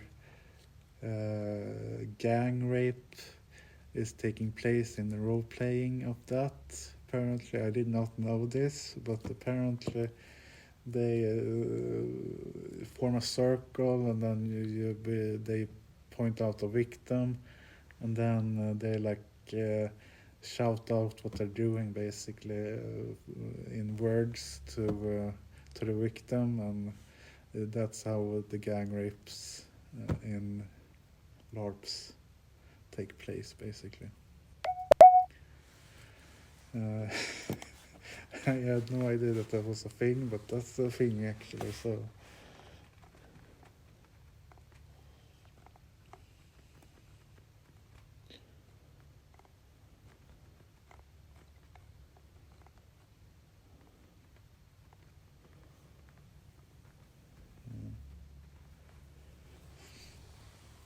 And now that I'm a 3D artist, I would say, I kind of want to create this world that has been plagued by this rape corpse fucking werewolves with big penises. I would like to have this world to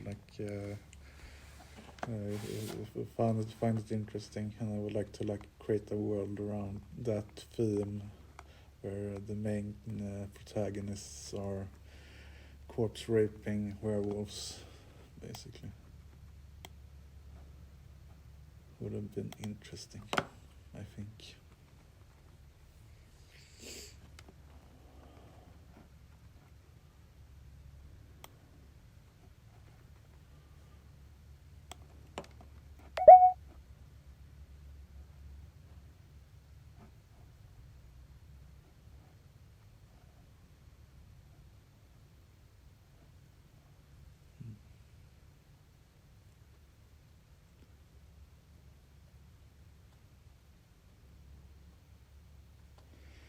Yeah, I think so. But there are heavy restrictions to games when it comes to games and sexuality. There are like extreme penalties, and there are several boards that are in place to protect children from all sexual things when it comes to games, which is why we don't have video games that has sexual themes inside of them.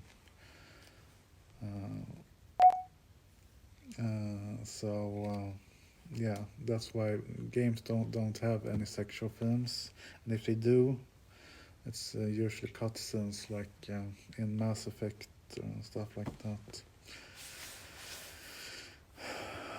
Sadly, that's the reason why we don't have things like that.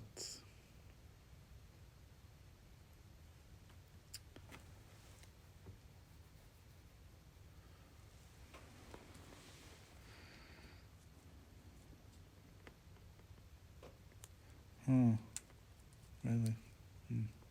Haven't played that one. I haven't seen.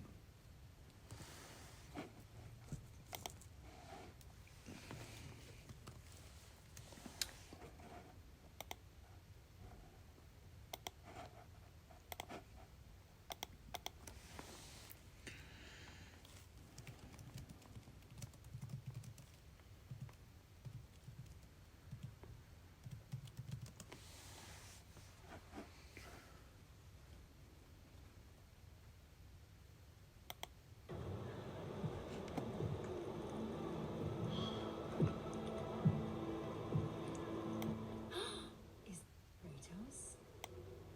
Ah, the gods have rewarded us. You have come. He is mine! I will take care of this!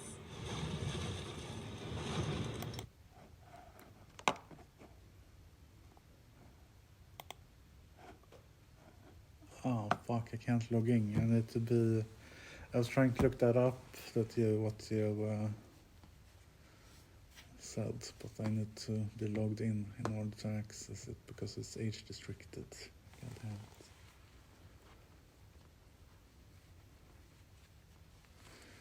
Sadly.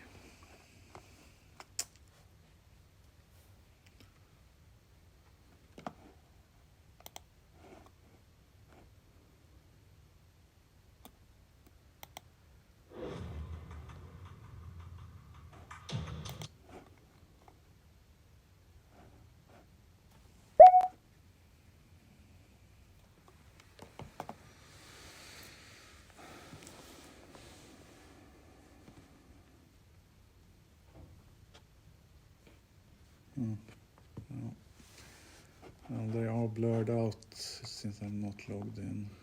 I can't confirm my age, so.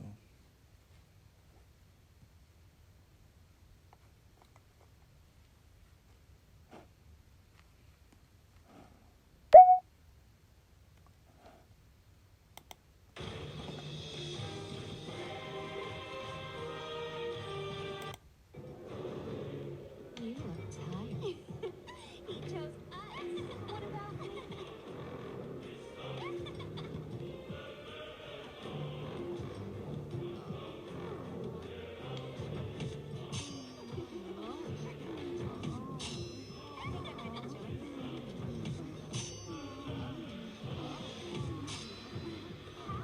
Well, this is like a 6 mini game.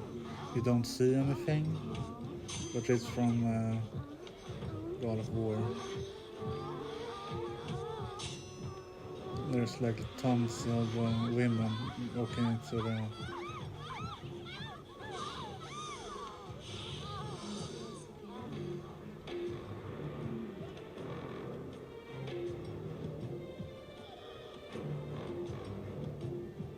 Yeah, they had some things, but it was hidden, so.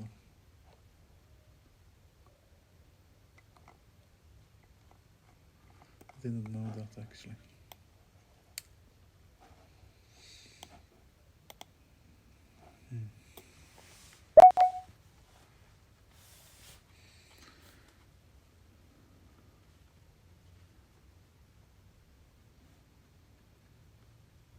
Oh, yeah. I can't watch that. So.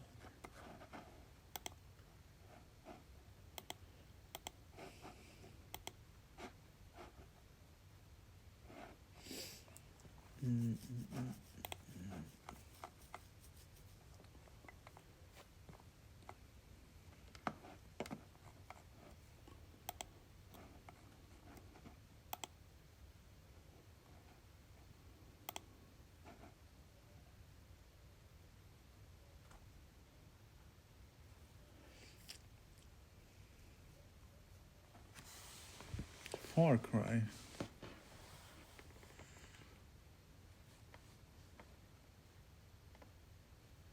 I mean, as long as they don't show it happening, it's probably okay.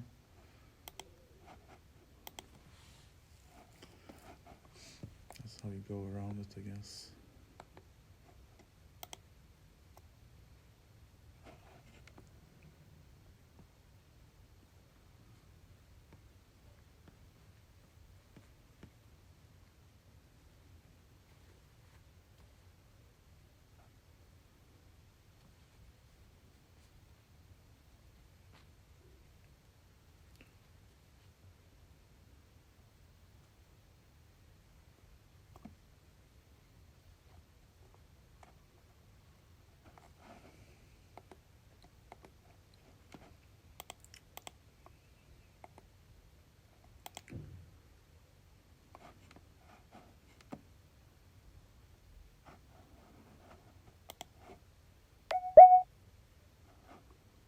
Oh shit. One of my videos has 300 views. And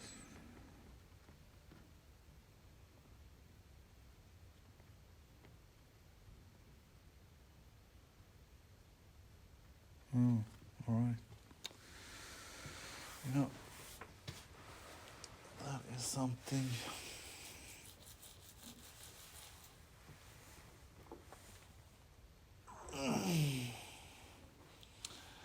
It's called dark play, I guess.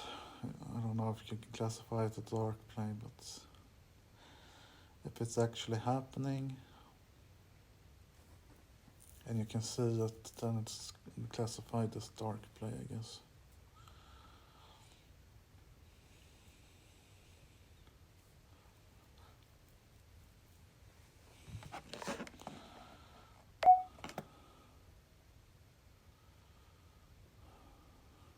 Oh, yeah.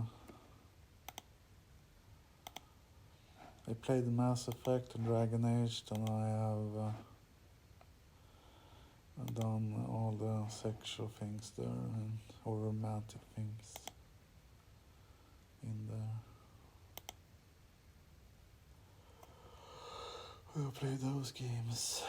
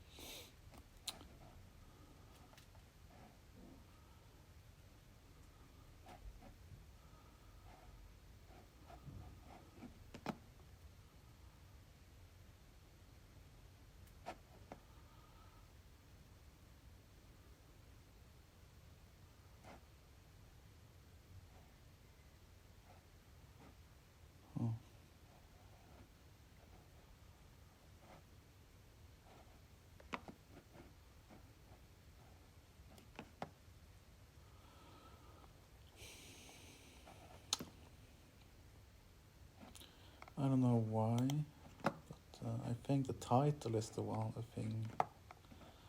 I tried to change the title of my last dreams.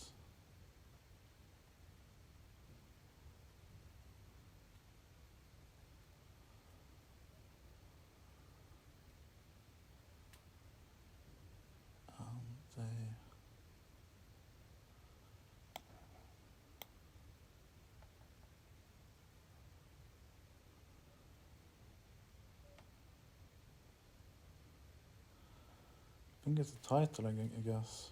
That's the main reason. Changed the title of my last dreams to just being homeless Swedish game dev. And those 3 videos has gotten over 100 views. The only thing that has changed is the title.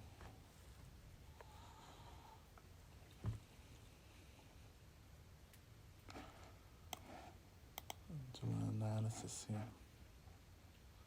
And my most popular one is no. So, and then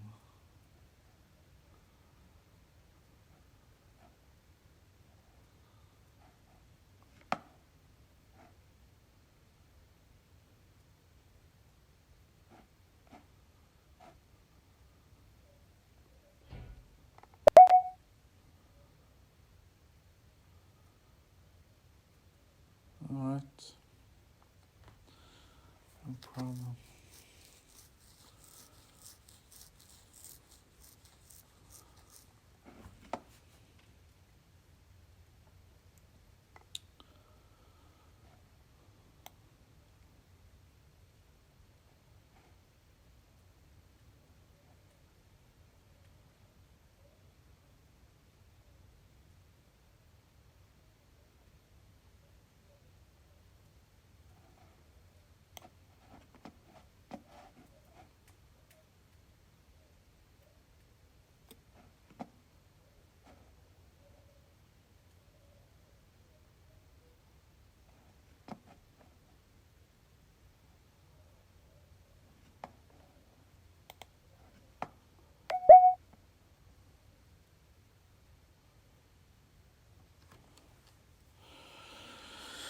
Roblox game called Raw Streets. It's based around GTA San Andreas.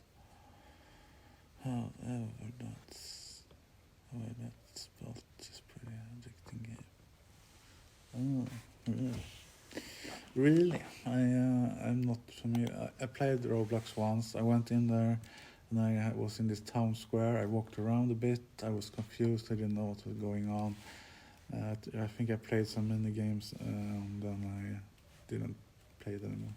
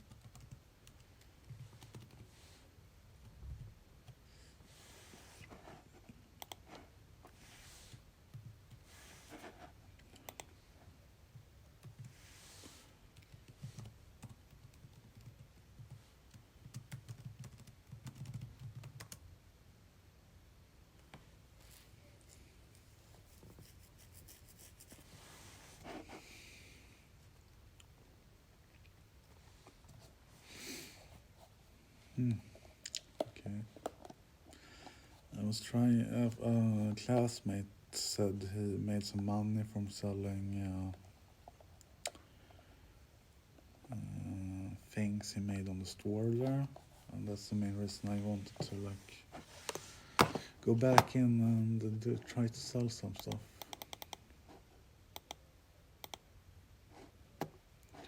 So let's see, I need to pay.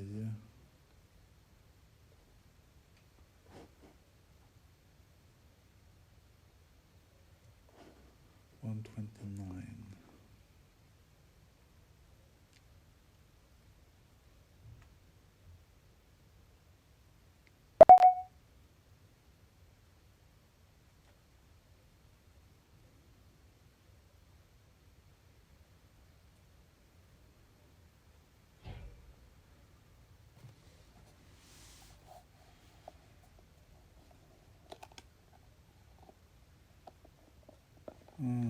Okay.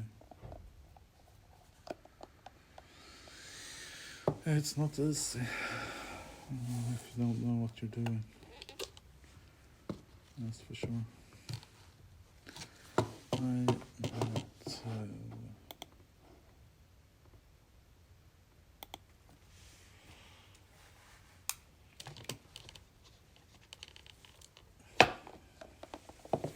Go to the toilet.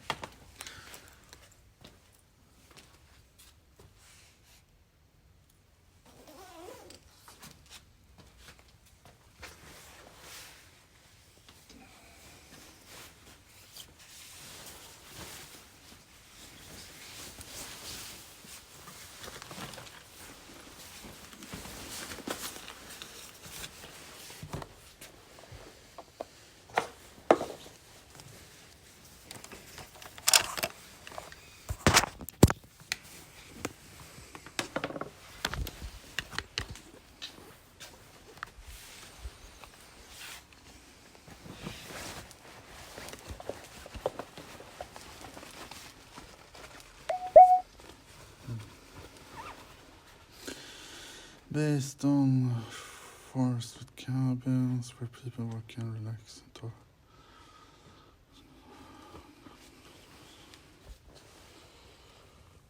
Want to buy some Roman.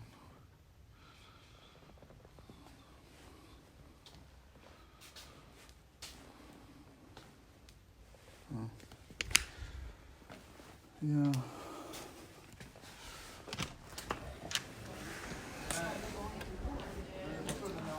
And also need to pay to put assets into Roblox as well. So. Får gärna berätta.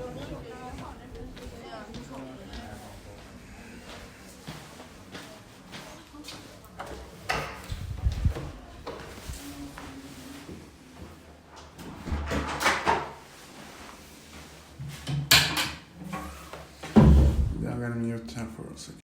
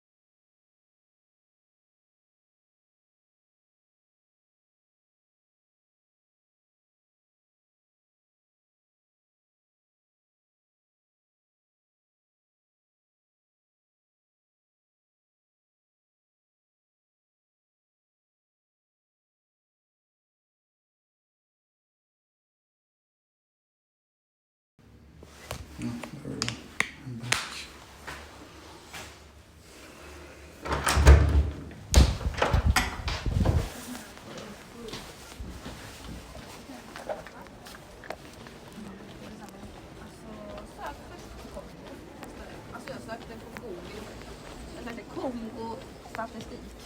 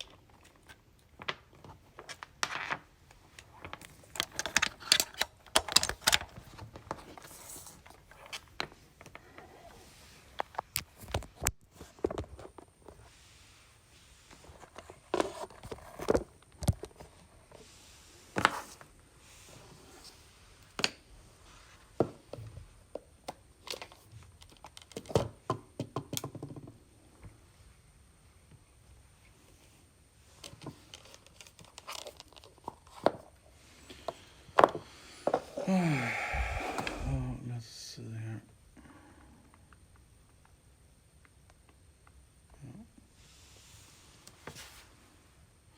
Oh yeah, that's the thing I was supposed to do.